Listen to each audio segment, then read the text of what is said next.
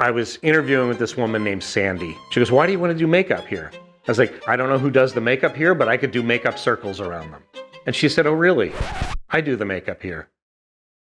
And I was like,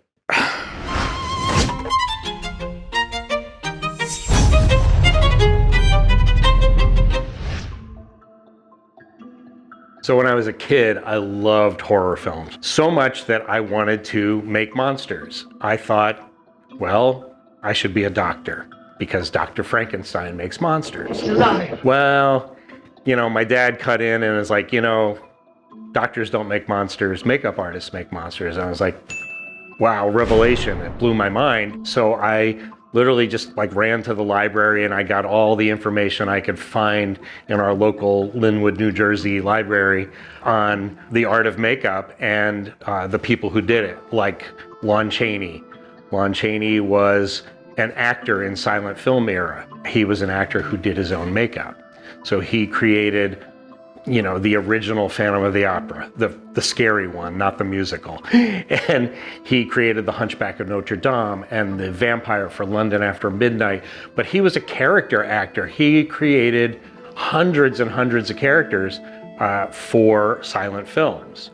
And so he would literally come to the studio gate every morning and they'd call out what they needed for the day, because they could be doing a dozen pictures at the same time, because it's silent movies, you don't hear the sound. So they could shooting one side of the street, they're shooting a Western, the other side they're shooting, a war movie. Well, he would listen to what they needed, and as soon as they called out whatever, we need 10 pirates, or we need, sailors, or we need cowboys, he would open up his makeup kit and do his makeup real fast. And he got picked all the time to be in all these movies.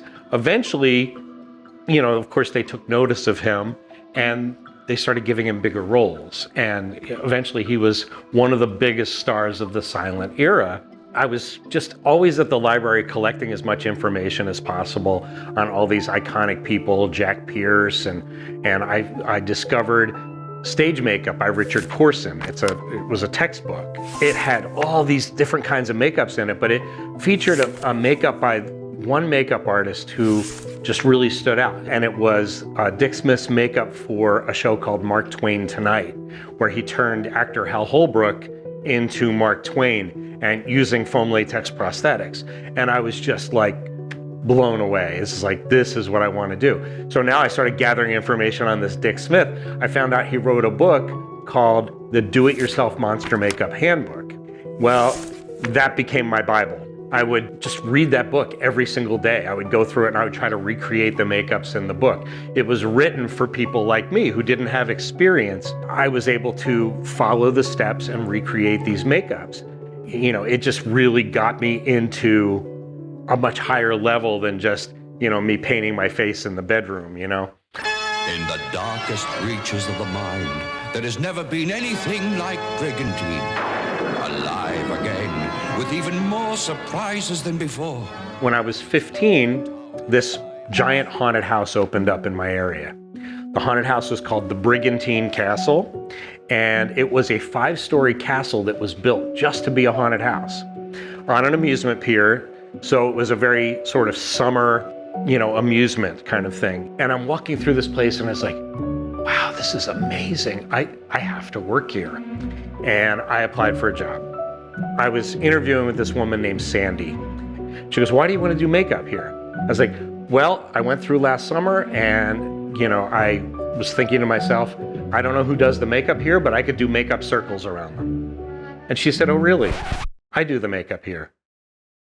And I was like, I paused for a second. I said, "You know what, Sandy? I stand by what I said. Give me a shot. I'll show you." And she goes, "All right, Michael, you got balls. I'm going to hire you. We'll give you a shot." And then she put me in a cage for 2 weeks. The only makeup I was allowed to do was on myself. I was actually a monster in a cage for a good couple of weeks. And she wouldn't let me do anyone else's makeup. And one day, her assistant got sick and she couldn't come into work. And Sandy couldn't handle all the actors by herself. And she said, "All right, Mike, here's your shot." And she let me do makeup. and I stood by my word and I did makeup circles around her. And from that point on, I was a makeup artist every day. Later in the season, she actually quit, left the place, and I became the head makeup artist by default. I worked there for 6 years, 6 seasons, 20 makeups in 2 hours every morning, and 20 makeups in 2 hours every night. I got very, very fast.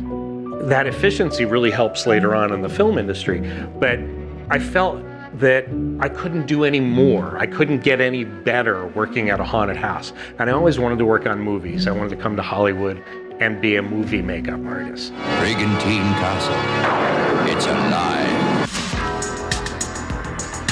You know, none of us knew that Return of the Living Dead was going to be this huge cult classic with, you know, people shouting brains and, you know, all that kind of stuff. So I go to set, my first time ever on a movie set. I worked on shop work on films, but I had never been on a movie set. And so my first day on a movie set was on Return of the Living Dead. And I go there and Kenny leads me to a table. He goes, here's your space, here's your prosthetic, here's your actor. And I'm like, okay. And I put my kit down, I opened it up, and the prosthetic was foam latex. And at this point in my life, I had created foam latex pieces at the shop, but I had never applied a foam latex piece. I had applied some like slip latex, hollow latex pieces that I made myself, but I had never applied a foam latex piece. And I was thinking to myself, well, if I can do it with a slip latex, of course I could do a foam latex piece. No problem. And I started doing the makeup, and the guys on each side of me are like, slow down, Mike. And I'm like, what?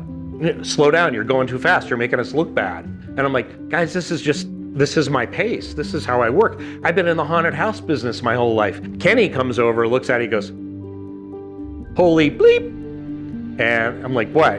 He goes, you're finished. I was like, yeah. He goes, it looks great. I was like, thanks. He goes, here, have another. And he parked another zombie in my chair and I did another makeup. And I was finished both of my makeups before these guys finished their first one. At the end of the night, Kenny said, can you work the rest of the movie? And I was like, yes. And so I was on set for the rest of the film. I was able to prove my worth just from having that haunted house experience of being able to work quickly. And I was back working at MEL on Star Trek: The Next Generation. And I was doing these Cobra Man heads. They were ambassadors from another planet, of course. And Steve Wang happened to be visiting. Steve is very well revered in this industry. Steve, along with Matt Rose, created the Predator, the original Predator, the creature from the Black Lagoon and Monster Squad. Steve is a fantastic artist and probably one of the best painters that's ever been in this industry. And Steve came over and he was watching me paint and he goes, you know, Stan Winston's going to be needing some painters on this new show. You should go over there and get a job. So because of Steve, basically I got the courage up to call the Stan Winston studio and get a job there. And within a very short time, I was the head of the paint department at Stan's, and I worked as the head painter there on some of their biggest pictures. So, and that was all thanks to Steve Wang saying, go for it. There was a crossroads at one point where I was working for Stan on Terminator 2, and I had helped out Kevin Yeager at one point on an episode of Tales from the Crypt. After that episode on Tales from the Crypt, Kevin was like, hey, we're going to start the next season soon. Would you run set for me? And I was like, oh, I would love to. Because Tales from the Crypt, the movie Tales from the Crypt, when I was a kid, is the only movie that ever gave me a nightmare. Santa Claus is coming to kill me, right? And that was from the movie. Well, they also did an episode of Tales from the Crypt from that story of Santa Claus coming to kill Bob Zemeckis' wife. The following season was a different story. Kevin backed off. He didn't want to do the show anymore. He was only going to do the Crypt Keeper puppet. You know, he would direct the Crypt Keeper sequences and make sure the Crypt Keeper was in working order, right? Because it was a puppet. So I was hired to do the whole show. At the end of the second season, we did an episode called Yellow with Kirk Douglas and Dan Aykroyd, and Bob Zemeckis directed it. We got nominated for Best Makeup, so I got an Emmy nomination for that show. And then the following season, I was nominated for another Emmy, and also Cable Ace Awards. I did tons and tons of low-budget horror films, had some great, interesting projects that people wouldn't think of a makeup artist doing, but I got to create a mane for a lion for the movie Out of Africa. You know, when I started working at Stan Winston's, then I started working on much bigger films. Alien Nation, Leviathan, Predator 2. I was in charge of painting all the Predators. At the same time we were doing that, we were working on Edward Scissorhands. One of our other instructors here, Andy Schoenberg, actually created the Scissorhands. My job on that was to paint the Winona Ryder age makeup. Terminator 2, anytime you see a Terminator on screen, I had something to do with it. Iron Man 3 came later on. We're working on doing all these burn makeups because the chemical that's affecting everyone that makes them burst into flames.